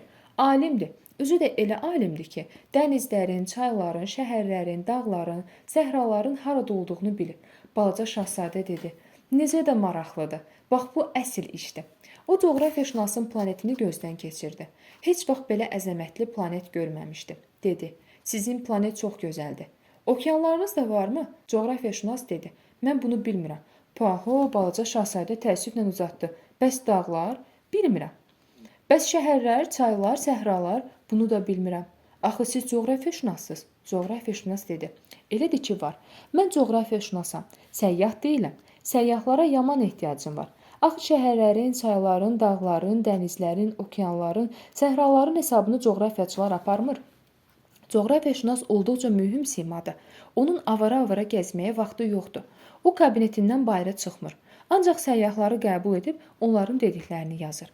Onlardan biri maraqlı bir şey danışsa, coğrafiyaşünas yoxlama aparır. Bu səyyahın təmiz adam olub-olmadığını öyrənir. Nəyə görə? Səyyah yalan demiş olsa, coğrafiya kitablarında hər şey qarışar. Əgər o həddən artıq içəndirsə, bu da bir bədbəxtlikdir. Nə üçün? Çünki əyyaşın gözünə hər şey iki görünür. O zaman əslində bir olan dağı coğrafiyaşünas iki dağ kimi qeydə alır. Mən bir adam tanıyırdım. Ondan pis səyyah çıxardı. Balaca şahzadə söz gəlişi dedi. Ola bilər. Əgər səyyahın təmiz adam olduğu şübhə doğurmursa, o zaman onun kəşfini yoxlayırlar. Necə yoxlayırlar? Gedib baxırlar? Yox canım, bu çətin olar. Sadəcə tələb edirlər ki, səyyah dəlil sübut gətirsin. Məsələn, dağ kəşf eləyibsə, qoy oradan böyük bir daş gətirsin. Coğrafiyaşünas birdən vəcdə gəldi. Sən özün də axı səyyahsan. Sən də uzaqdan gəlmisən. Öz planetin barədə mənə danış. Coğrafiyaşünas qalın kitabı açıb karandaşı çərtdi. Səyyahların danışıqlarını əvvəlcə karandaşla yazırlar. Yalnız səyyah dəlil sübut gətirəndən sonra deyilənləri mürəkkəblə yazmaq olar. Coğrafiyaşünas, mən səni dinləyirəm, dedi. Balaca şahzadə dodaq-ucu mızıldandı. Orada bir elə maraqlı bir şey yoxdur. Mənim planetimdə hər şey balacadır. 3 vulkanım var. İkisi fəaliyyətdədir, biri isə çoxdan sönüb. Ancaq kim bilir, hər şey ola bilər. Bəli, hər şey ola bilər deyə coğrafiyaşünas təsdiqlədi. Sonra mənim çiçəyim var. Coğrafiyaşünas, çiçəkləri biz qeydə almırıq, dedi. Nə üçün? Çiçək ən gözəl şeydir. Çünki çiçəklər gəldi gedərdi. Necə yəni gəldi gedərdi? Coğrafiya kitabları dünyada ən qiymətli kitablardır. Coğrafiyaşünas izah elədi. Bu kitablar heç vaxt köhnəlmir. Axı dağın yerindən oynaması çox nadir hadisədir, ya da okeanın quruması. Biz əbədi, dəyişməz şeylər haqqında yazırıq. Balaca şahzadə onun sözünü kəsdi. Ancaq sönmüş vulkan coşa bilər. Bəs gəldi gedər nə deməkdir? Vulkanın sönməsinin ya püskürməsinin biz coğrafiyaşünaslar üçün əhəmiyyəti yoxdur. Mühüm olan dağdır. Dağ dəyişilmir. Bəs gəldi gedər nə deməkdir? Balaca şahzadə təkrar soruşdu. O bir söz soruşanda cavab almamış dincəlməzdi. Bu o deməkdir ki, həmin şey tezliklə yox olmalıdır. Mənim çiçəyim də tezliklə yox olacaq? Şəksiz şübhəsiz. Balaca şahzadə öz-özünə dedi. Mənim gözəlim və sevincim əbədi deyil. Onun qorunmağa heç nəyi yoxdur. Olanı vur-tut 4 tikanıdır. Mən isə onu qoyub getdim. O mənim planetimdə tamam tək-tənha qaldı. O atıb gəldiyi çiçəyə görə ilk dəfə təəssüfləndi. Amma birdən iradəsi özünə qayıtdı. Coğrafiyaşünasdan soruşdu. Hara getməyimi məsləhət görürsünüz? Coğrafiyaşünas cavab verdi. Yer planetinə gedin. Onun şöhrəti pis deyil. Balaca şahzadə yola düşdü. Amma fikri tək-tənha qoyduğu çiçəyin yanında idi. Onun getdiyi 7-ci planet Yer oldu. Yer sadə planet deyil. Onda 111 kral, 7000 coğrafiyaşünas, 900 min işbaz, 7 milyon yarım əyyaş, 311 milyon şöhrətpərəst, cəmi 2 milyarda qədər yaşlı var. Yerin nə qədər böyük olduğunu isə anlatmaq üçün təkcə bir məsələni deməliyəm. Elektrik ixtira olunandan qabaq bütün 6 qitədə böyük bir fənərçi ordusu, 462.511 adam saxlamaq gəlirdi. Kənardan baxanda bu əla bir tamaşa idi. Bu ordunun hərəkəti lap baletdə olduğu kimi ən incə bir ritmə tabe idi. Birinci Yeni Zelandiya və Avstriya fənərçiləri çıxış edirdilər. Onlar fənərlərini yandırıb yatmağa gedirdilər. Sonra Çin fənərçilərinin növbəsi çatırdı. Onlar öz rəqslərini ifa edib pərdənin dalına keçirdilər. Sonra Rusiya və Hindistan fənərçilərinin növbəsi çatırdı. Sonra Afrika, Avropa, sonra Cənubi Amerika, sonra Şimali Amerika. Heç vaxt da səhv eləmirdilər. Heç kəs vaxtından əvvəl səhnəyə çıxmırdı. Bəli, bu çox gözəl idi. Yalnız iki fənərçinin, biri şimal qütbündəki yeganə fənəri yandıran fənərçinin, bir də cənub qütbündə eyni işi görən fənərçinin işi rahat və əngəlsiz idi. Onlar öz işləri ilə ildə ancaq 2 dəfə məşğul olurdular.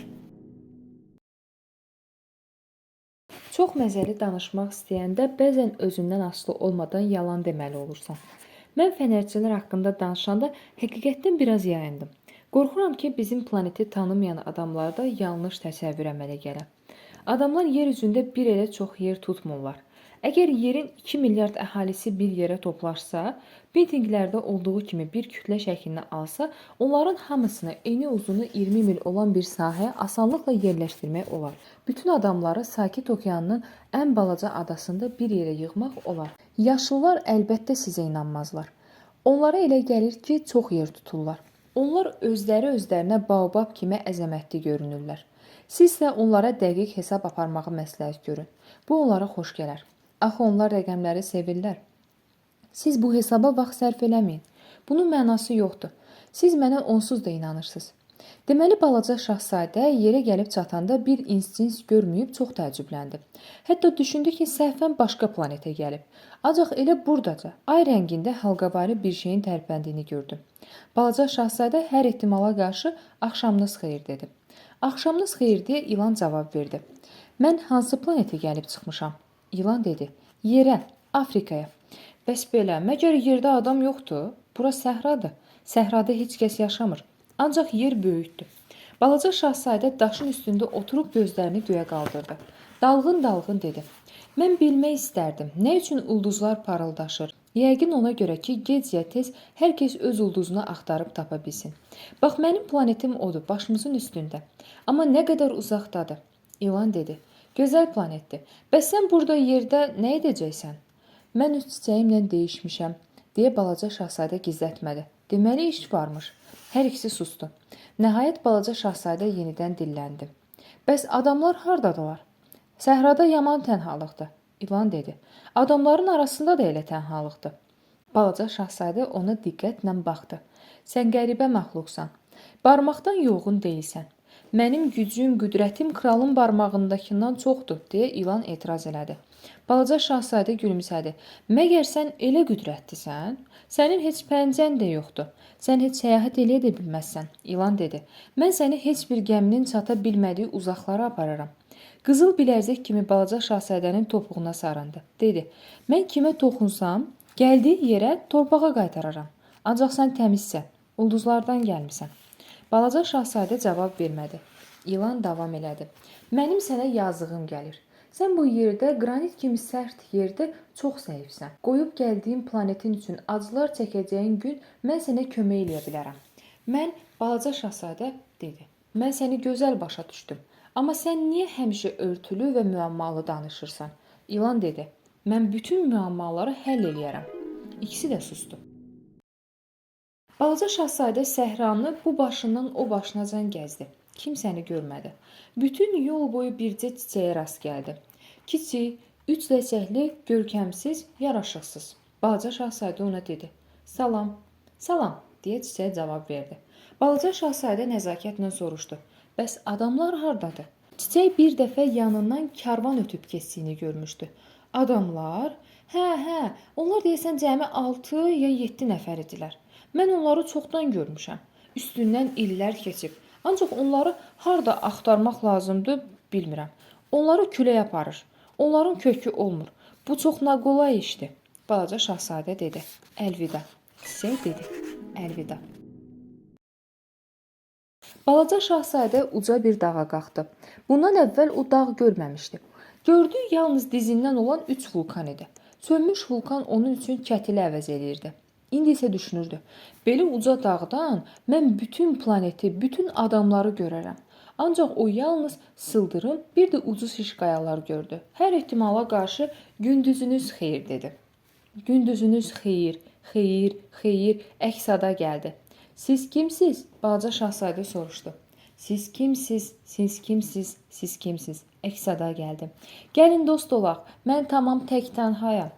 Tənhayam, tənhayam, tənhayam. Əks-səda gəldi. Nə qəribə planetdir. Balaca şahzadə düşündü. Qupquru ucu şiş qayalar, qaranlıq. Adamlarında da ağıl dərrakə çatmır. Ancaq deyilənləri təkrar edirlər. Evimdə çiçəyim var. Mənim fəxarətim, sevincim həmişə birinci o danışardı. Balaca şahzadə qumluqdan, qayalıqdan, qarlı çöllərdən keçdi. Nəhayət gəlib yola çıxdı. Bütün yollardakı adamlara doğru aparır. O dedi: "Salam." Qarşısında qızıl güllərə qərq olmuş bağ var idi. Qızıl güllər cavab verdilər: "Salam." Balaca şahzadə gördü ki, güllərin hamısı onun çiçəyinə bənzəyir. Heyrətlə soruşdu: "Siz kimsiz?" Qızıl güllər cavab verdilər: "Biz qızıl gülü." Belə deyə balaca şahzadə mızıldandı. O özünü son dərəcə bədbəxt hiss elədi. Onun dilbəri demişdi ki, bütün kainatda tayı bərabəri yoxdur. Budur. İndi təkcə bir bağda eynən onun kimi 5000 çiçək vardı. Bunu görsəydi necə əsəbləşərdi? Balaca şahzadə fikirləşdi. Dəhşətlə öskürər, gülünc görünməmək üçün elə bir görkəm alardı ki, güya ölür, can verir. Mən də gərək xəstəyə olduğu sayaq ona qulluq eləyəydim. Yoxsa məni də alçaltmaq üçün gerçəkdən ölə bilərdi. Sonra da öz-özünə belə dedi. Mən güman eləyərdim ki, dünyadakı tək çiçəyin yiyəsiyəm. Beləsi heç kəsdə, heç yerdə yoxdur. Sən demə, o adicə bir çiçəkmiş. Mənim varım yoxum bir o adi çiçək, bir də dizimə qədər boy verən 3 vulkanmış. Onların da biri sönüb, ola bilsin həmişəlik sönüb. Bundan sonra məndən nə şahzadə? Balaca şahzadə otun üstünə döşənib ağladı. Elə bu zaman tülkü gəldi. O, salam dedi. Salam, balaca şahzadə nəzakətlə cavab verdi. Ətrafa baxdı. Heç kəsi görmədi. Mən buradayam, səs eşidildi. Alma ağacının altında. Sən kimsən? Balaca şahzadə soruşdu. Sən necə gözəlsən? Tülkü, mən tülküyəm dedi. Gəl biraz oynayaq. Balaca şahzadə xahiş elədi. Elə darıxıram ki, mən səninlə oynaya bilmərəm, dedi. Mən əhilləşdirilməmişəm. Balaca şahzadə, bağışla. Biraz fikirləşəndən sonra isə soruşdu. Necə dedin? Əhilləşdirmək? Sən buralı deyilsən. Burada nə axtarırsan? Balaca şahzadə dedi. Adam axtarıram. Necə dedin? Əhilləşdirmək? Adamların silahı var. Onlar ova çıxırlar. Bu çox xoşa gəlməz işdir. Bir də onlar toyuq saxlayırlar. Yaxşı işləri bircə budur. Sən toyuq axtarırsan? Balaca şahzadə dedi. Yox, mən dost axtarıram. Sən necə dedin? Əhilləşdirmək? Tülkü izah eləyəsi oldu. Bu çoxdan unudulmuş bir anlayışdır. Mənası əlaqə yaratmaq deməkdir. Əlaqə? Tülkü dedi. Bəs nə? Sən mənim üçün hələlik yalnız balaca bir oğlansan. 100.000 başqa oğlanlar kimi. Sən mənə lazım deyilsən. Mən də sənə lazım deyiləm. Mən sənin üçün yalnız bir tülküyəm. 100.000 başqa tülkülər kimi. Amma sən məni əhilləşdirsən, biz bir-birimizin hayına çatarıq. Bütün dünyada sən mənim bircə dənəm olarsan. Mən də sənin. Balaca şahzadə, mən anlamağa başlayıram, dedi. Bir qızıl gül vardı, yəqin o məni əhilləşdiribmiş. Ola bilər, tülkü razılaşdı. Yer üzündə nələr baş vermiş ki? Balaca şahzadə dedi. Bu yerdə olmayıb. Tülkü çox təəccübləndi. Başqa planetdə? Bəli. O planetdə ovçu var? Yox. Necə maraqlıdır, bəs toyuq? Yox. Dünyada kamillik yoxdur. Tülkü köksünü ötürdü. Sonra yenə əvvəlki söhbətə qayıtdı. Həyatım usandırıcıdır. Mən toyuqların dalınca qaçıram, adamlar da mənim. Bütün toyuqlar bir cürdür. Bütün adamlar da eləcə. Yaman darıxıram. Sən mənə ələ öyrətsən, həyatım işıqlanar. Mən sənin addımlarını min addımın içində tanıyaram. Adam ayağının səsini eşidən kimi mən həmişə qaçıb gizlənirəm. Ancaq sənin yerişin məni bir musiqi kimi səslər, onda mən üz yuvamdan çıxaram. Sonra baxarsan, görürsənmi, orada zəmilərdə buğda yetişir. Mən çörək yeyən deyiləm. Sümbüllər mənə gərək deyil. Buğda zəmiləri məni dindirmir, ürəyimi açmır. Bu da çox kədərlidir. Sənin qızılı saçların var. Sən mənə əhilləşdirsən, bilirsən necə gözəl olacaq? Qızıl buğda mənə səni xatırladacaq. Mən sümbüllərin xışıltısını da sevəcəyəm. Tülkü susub uzun müddət balaca şahzadəyə baxdı. Sonra dedi: "Nə olar? Mənə kömək elə." "Canla başla eləyərdim" deyə balaca şahzadə cavab verdi. "Amma vaxtım azdır. Mən hələ dost tapmalıyam. Çox şeylər öyrənməliyəm." Tülkü dedi: "O şeyləri öyrənmək olar ki, onları ram eləmisən.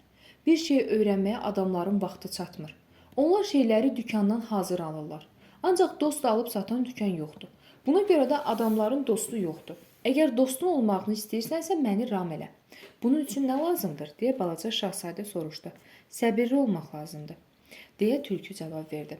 "Əvvəlcə orada biraz aralı otun üstə otur. Bax belə. Mən sənə çəpəki baxacağam, amma sən danışma. Bir-birini başa düşməyə sözlər ancaq mane olur. Günü-gündən biraz yaxın oturarsan." Ertəsi gün balaca şahzadə yenə həminki yerə gəldi. "Yaxşı olar ki, həmişə eyni vaxtda gələsən", deyə tülkü xahiş elədi. "Məsələn, əgər sən saat 4-də gələcəksənsə, mən saat 3-dən özümü xoşbəxt sanaram. Vaxt vədə yaxınlaşdıqca səadətim də artar. Saat 4-də həyəcanlanaram, təşvişə düşməyə başlaram. Səadətin ləzzətini anlaram. Əgər sən həmişə başqa-başqa vaxtlarda gəlsən, mən bilmərəm ürəyimi hansı saata hazırlayım. Ənənəni gözləmək lazımdır." Balaca şahzadə soruşdu. "Ənənə nə deməkdir?" Bu da çoxdan unudulmuş şeydir. Elə bir şeydir ki, bir gün qalan bütün günlərə, bir saat qalan bütün saatlara bənzəmir. Məsələn, mənim ovçularımın belə bir ənənəsi var. Cümə axşamları kənd qızları ilə rəqs eləyirlər. Bu cümə axşamı necə də gözəl gündür.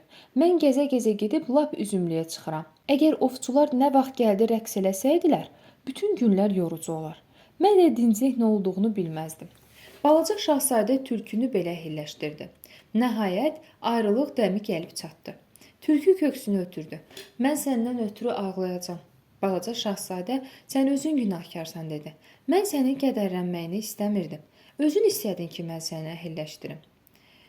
"Əlbəttə" dedi. "Sən ağlayacaqsan." "Əlbəttə." "Deməli bu sənə zərər verdi." "Yox" deyə tülkü razılaşmadı. "Əksinə, mənə xoşdur. Qızıl sümbüllər haqqında dediklərimi xatırla." O susdu. Sonra əlavə etdi. "Get güllərə bir də göz gəzdir. Onda başa düşərsən ki, sənin gülün dünyada təkcədir. Mənimlə vidalaşmaq üçün qaydanda sənə bir sirr açaram. Bu da mənim sənə hədiyyəm olar." Balaca şahzadə güllərə baxmağa getdi. Onlara dedi: "Siz mənim gülümə zərrə qədər də oxşamırsınız. Siz hələ heç nəsiz.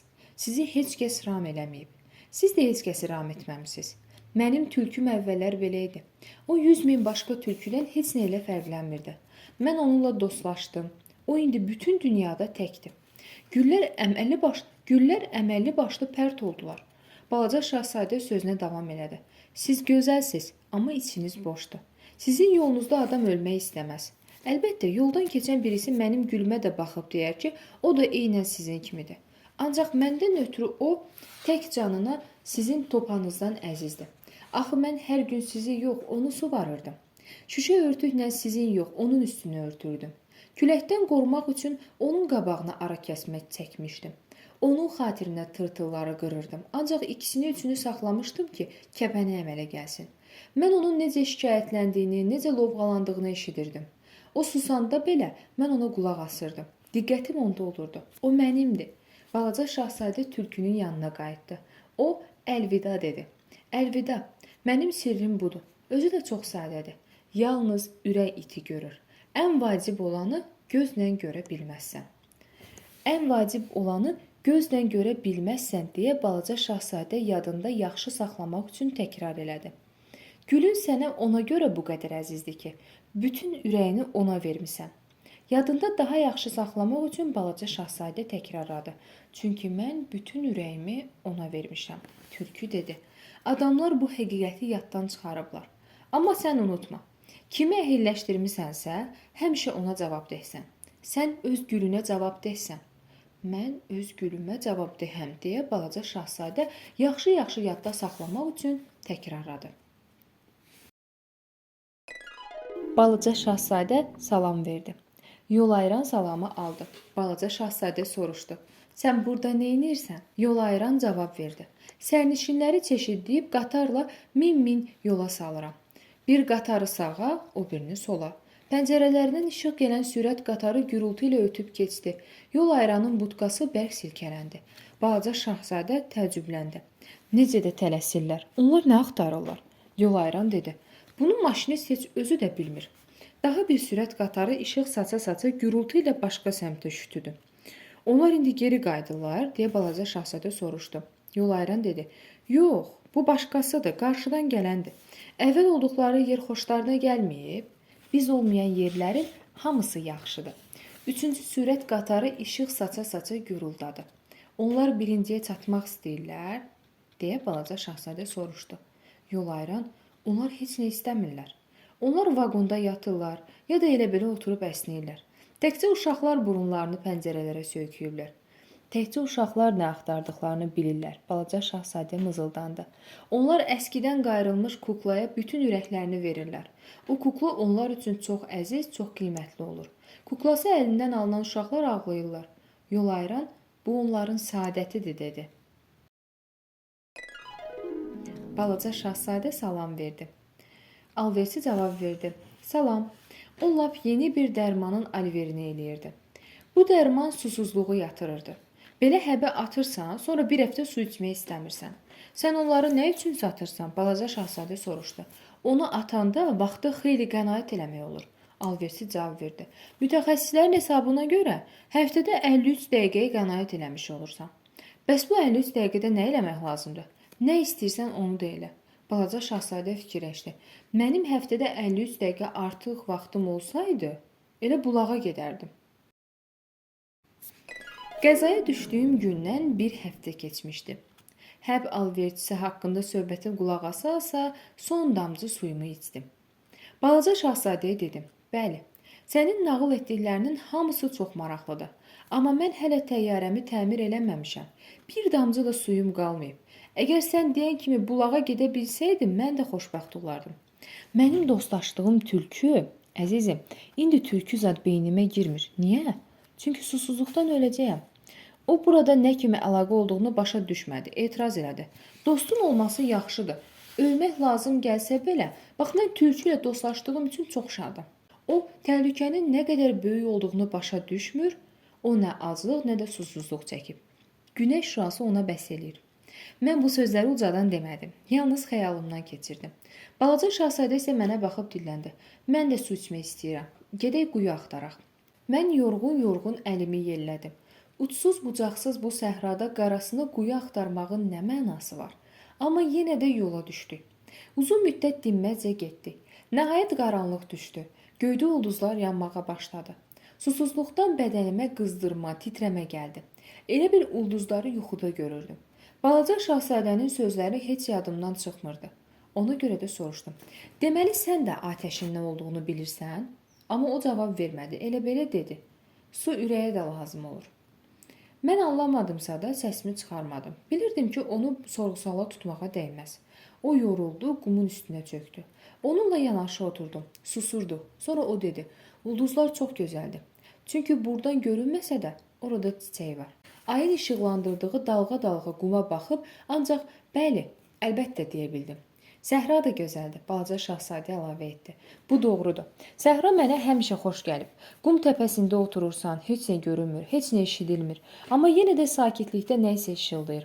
O dedi. Səhranın niyə yaxşı olduğunu bilirsən? Onun harasında isə bulaq var. Mən təəccüb elədim.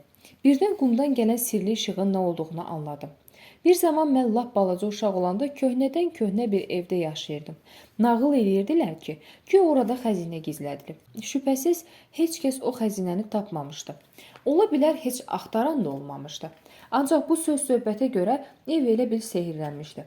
Çünki ürəyində sir gizlədirdi. Bəli, dedim. Ev olsun, ulduz ya səhra olsun. Onlarda olan ən gözəl şey gözlə görə bilmədiklərimizdir. Çox şadam ki, sən mənim dostum tülkü ilə razılaşırsan deyə balaca şahzadə səsləndi. Sonra o yuxuya getdi. Mən onu qucağıma alıb yoluma davam elədim.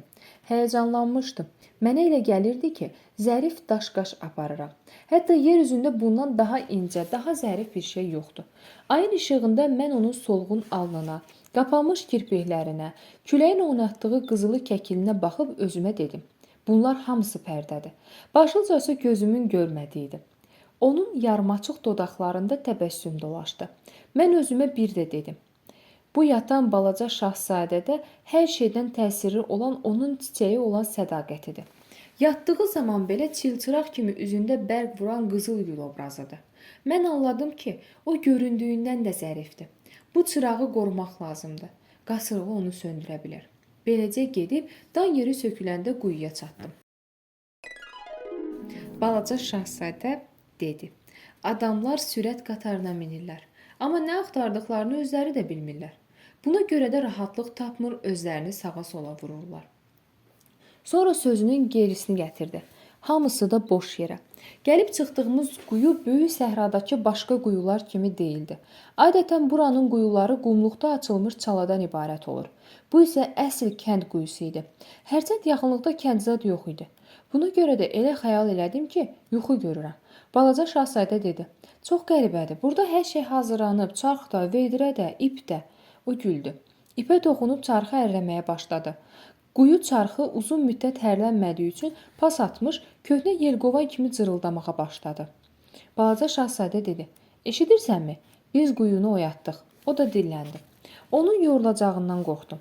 Suyu mən özüm çəkərəm. Sənin gücün çatmaz. Dolu vedrəni asta-asta çəkə-çəkə çıxardıb ehmalca quyunun qırağına qoydu. Cırıldayan çarxın mahnısı hələ də qulaqlarımda səslənirdi. Vedrədə su hələ də çalxalanırdı. Suda günün saçaqları oynaşırdı. Balaca şahzadə dilləndi. Mən bu sudan içmək istəyirəm. Ver içim. Onun nə axtardığını anladım. Vedrəni onun dodaqlarına doğru qaldırdı. O, suyu gözü yumulu içirdi. Gözəl bir ziyafətə bərabər səhnə idi. Su adi su deyildi. Ulduzların altında uzun yollardan, çarxın cırıltısından, mənim əllərimin arzusundan doğmuşdu. Bu su ürəyə bir hədiyyə idi. Balaca olduğum zaman milad hədiyyələri, bəzədilmiş şam ağaclarının işığı, kilsədə orqan musiqi, mehriban təbəssümlər gözümün önündə canlandı. Balaca şahzadə dedi. Sənin planetində adamlar bir bağda 5000 gül yetişdirirlər. Ancaq axtardıqlarını tapa bilmirlər. Mən razılaşdım. Bəli, tapa bilmirlər. Axı onların axtardıqlarını tək bir güldə, bircə qurtum suda da tapmaq olar. Əlbəttə deyə razılaşdım. Balaca şahzadə dedi. Göz kordur, ürəklə axtarmaq lazımdır. Mən su içdim. Nəfəsim açıldı. Dan yeri söküləndə qum mis rənginə çalır. Bundan da mənim könlüm açılırdı.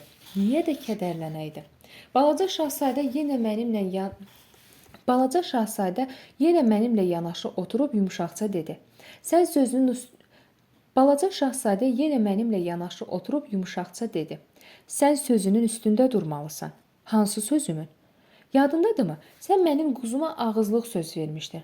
Axı mən o çiçəyə görə cavabdehəm. Mən çəkdiyim şəkilləri cibimdən çıxartdım. Balaca şahzadə şəkillərə baxıb güldü. Baobab sənin şəkillərində kələmə oxşayır.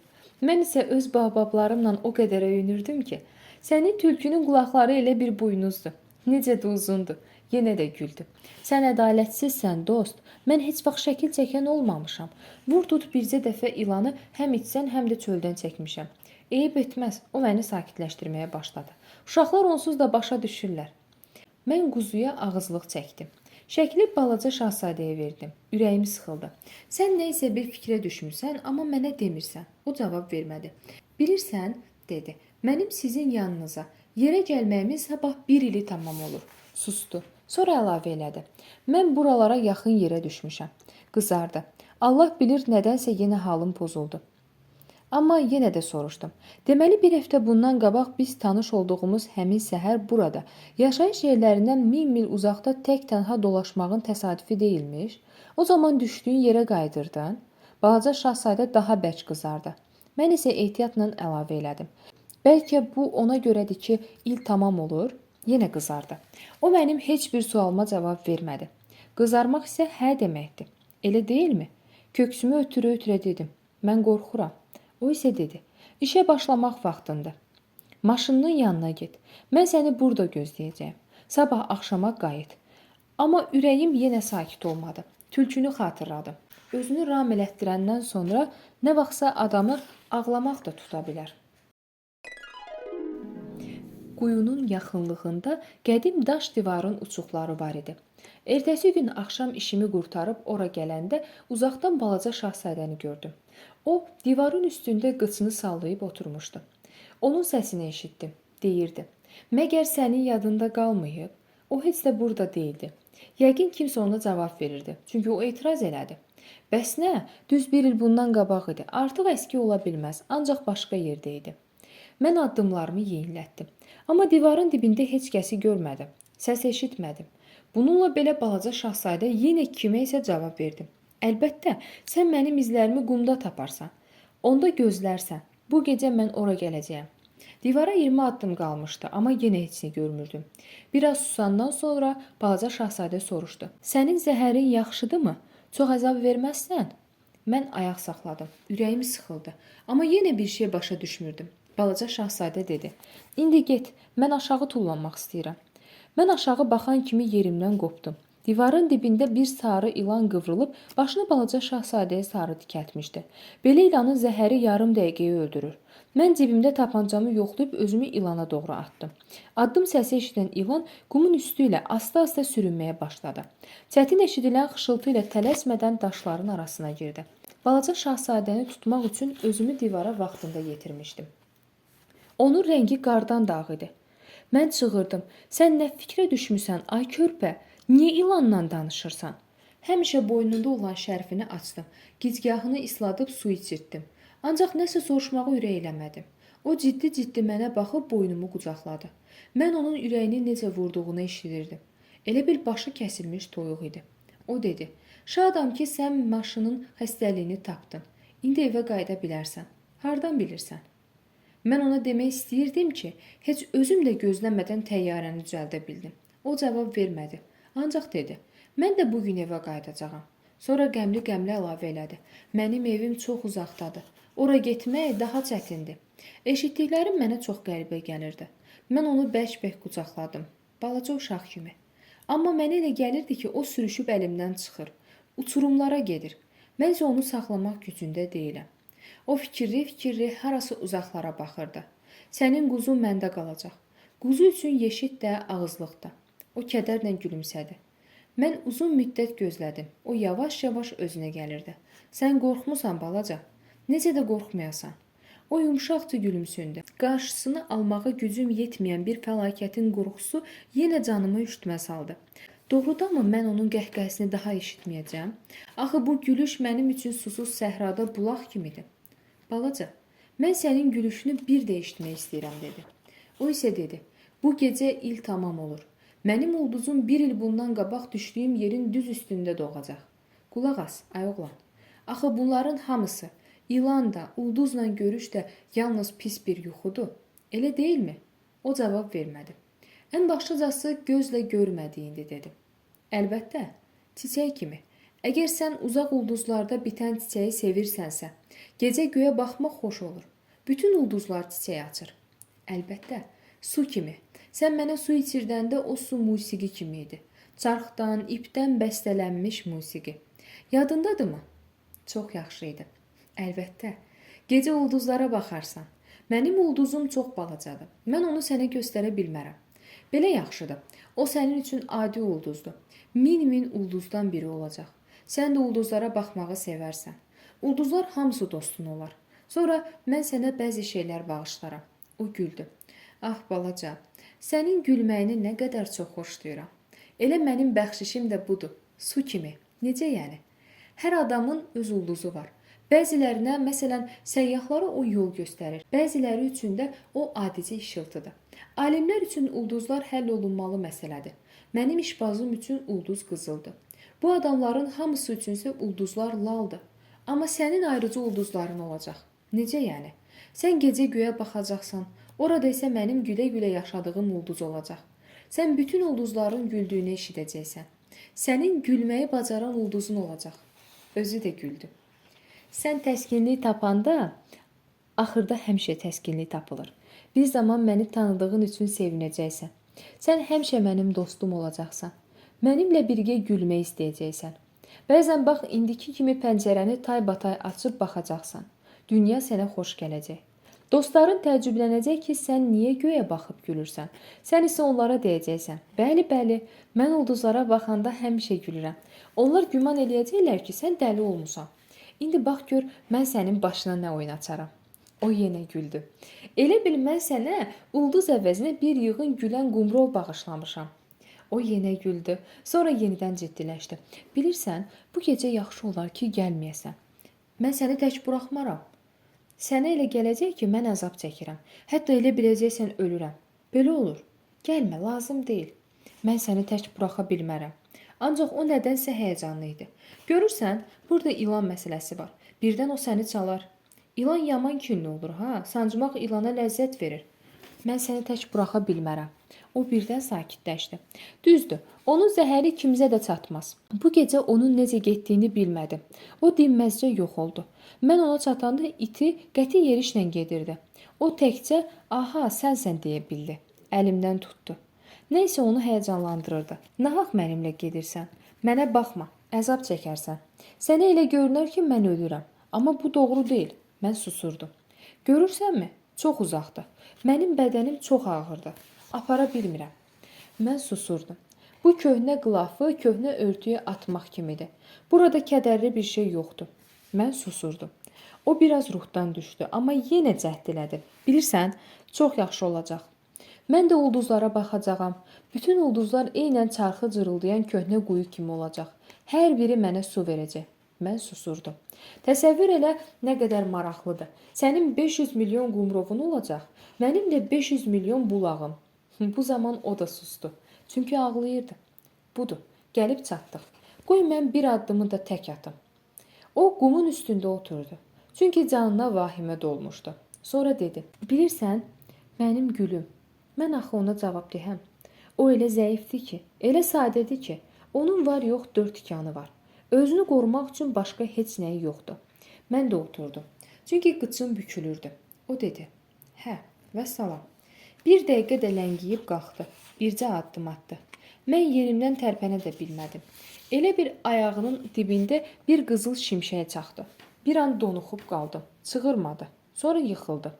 Ağır-ağır ağac kimi. Ağır-ağır, həm də səssiz. Axı qum bütün səsləri boğur. İndi budur. 6 il keçib. Bu barədə mən hələ kimsəyə danışmamışam. Qaydanda yoldaşlarım məni sağ-salamat görüb sevindilər. Kədər məni boğsa da onlara deyirdim: "Bir şey olmayıb, yorulmuşam." Amma yavaş-yavaş təskinliyi tapdım. Yəni, tamam yox. Mən bilirəm, o öz planetinə qayıdıb. İşıqlaşanda mən qumun üstündə onun cəsədini görmədim. O bir elə ağır deyildi. Axşamlar isə mən ulduzları dinləməyi sevirəm. 500 milyon qumrov kimi. Ancaq bir məsələ heyrət doğurur. Mən quzu üçün ağızlıq şəkli çəkəndə qayışı yaddan çıxarmışdım. Balaca şahzadə onu quzunun başına keçirə bilməyəcəkdi. Mən özümdən soruşuram. Orada, onun planetində nələr var? Birdən quzu gülü yeyər. Bəzən də öz-özümə deyirəm: "Yox, əlbəttə yox." Balaca şahzadə gecə gülün üstünü şüşə örtüklə örtür, quzudan da gözünü çəkmir. Onda mən xoşbəxt oluram. Bütün ulduzlar aram-aram gülürlər. Bəzən də öz-özümə deyirəm: "Hərdən fikri dağınıq olur. Onda hər şey baş verə bilər." Birdən o axşam şüşə örtüyü unudur, ya da quzu ehmalca pəyədən çıxır, onda bütün qumrovlar ağlayır. Bütün bunlar sirri, ağlasığmaz işlərdir. Tək mən yox, elə siz də. Balaca şahzadəni sevmiş bir başqası da buna qətiyyən laqeyd qala bilməz. Kainatın bilinməz bir güşəsində heç zaman görmədiyimiz quzunun bizə tanış olmayan gülü yeməsindən dünya gözlərimizə ayrı donda görünər. Göyə göz gəzdirin. Sonra özünüzdən soruşun: o gül dururmu, yoxsa artıq yoxdur? Bəlkə quzu onu yeyib, onda siz görərsiniz. Hər şey başqa cür olacaq. Bunun nə qədər vacib olduğunu heç bir yaşlı heç bir zaman başa düşməz. Məncə bu dünyada ən gözəl, ən kədərli yerdir. Səhranın bu güşəsi əvvəlki səhifədə də çəkilib. Amma mən bunu bir də çəkdim ki, siz onu yaxşı-yaxşı görəsiniz. Burada balaca şahzadə ilk dəfə yerə enmiş, sonra isə yoxa çıxmışdı. Diqqətlə gözdən keçirin ki, bir zaman Afrikaya, səhraya düşəndə mütləq bu yeri tanıyasınız. Əgər buradan keçməli olsanız, and verirəm, tələsməyin. Bu ulduzun altında bir qədər ləngiyin. Əgər qızıl saçlı bir oğlan uşağı sizə yan alsa, Əgər o cingilti ilə gülsə və sizin suallarınıza heç bir cavab verməsə, siz əlbəttə onun kim olduğunu başa düşəcəksiniz. Çox xahiş edirəm. O zaman mənə təskinlik verməyi unutmayın. Tezcə mənə yazın ki, o qayıdıb.